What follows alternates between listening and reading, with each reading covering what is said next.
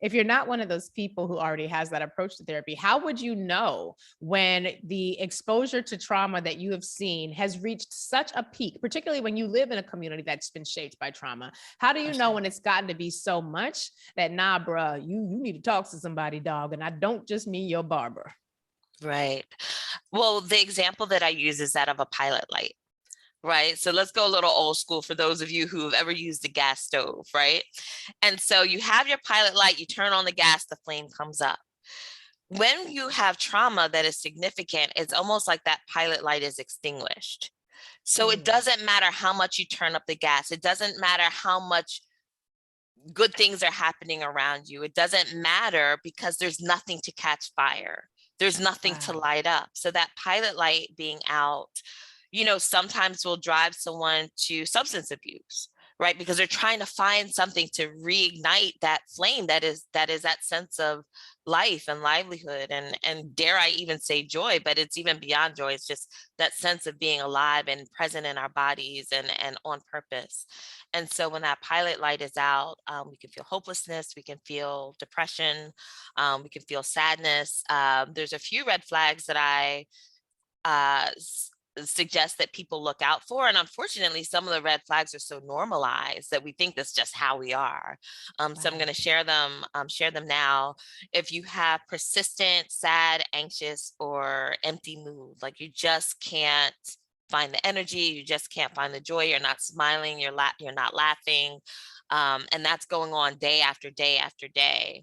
Or even if it just persistently comes back, you might have like one good day and then 8 bad days, and then one good, that's something where you might want to seek out additional support. Feelings of irritability, frustration, or restlessness that don't ease up, constantly feeling like you're ready for war or ready for battle, because that's that parasympathetic, that's that fight or flight that is being ready for battle. But then it's like, where do I direct that battle to? And unfortunately, for many people, they end up bringing that home to the people that they care about the most, because they don't feel like they have a standing fight against these institutional systems of oppression. Well, now I thought I'm supposed to stay ready, so I don't have to get ready. You come at me, I'm supposed to be ready to pop off. I'll take it to you. I mean, I got hands, I will use them. I mean, how am I supposed to stay ready so I don't have to get ready when you talking about I need to perhaps not always be on 10? Is there a middle ground there? Because, for some of us, and I've seen this both with the girls I've worked with, the young folks I've worked with, the range of acceptable expression might be from 0 to 10, but we stay on 13.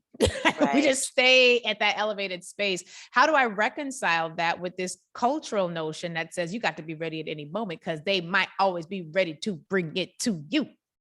I would say your readiness has to be ready to respond, not necessarily ready to fight. Fight might be one response.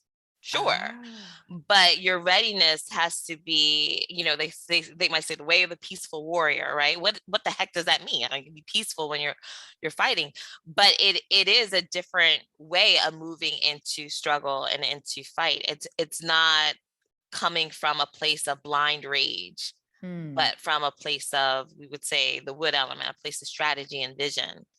So yes, stay ready, but stay ready to respond, not necessarily ready to go into your impulsive, I'm ready, the person at the counter can catch it. Well, the person at the counter is not really the one who needs to catch it, right?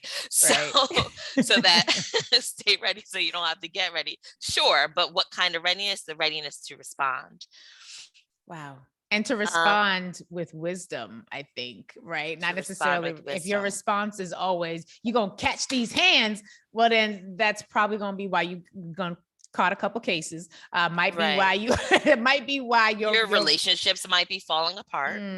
Yes. Because, it's that, right. And again, these are the places where bringing in some therapy, I'm a big proponent of things like, soul medicine, whether it's flower essences, acupuncture, whatever are the things that are going to help to regulate your nervous system, so that readiness can be aligned with some wisdom and some inner clarity, and also align with your purpose.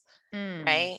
That's right. Some other signs, difficulty concentrating, remembering, or making decisions. That's one that people overlook all the time. It's, that feeling of fuzziness, changes in appetite, unexplained weight changes, or definitely if there's any passive or active suicide ideation, definitely a time to seek out support.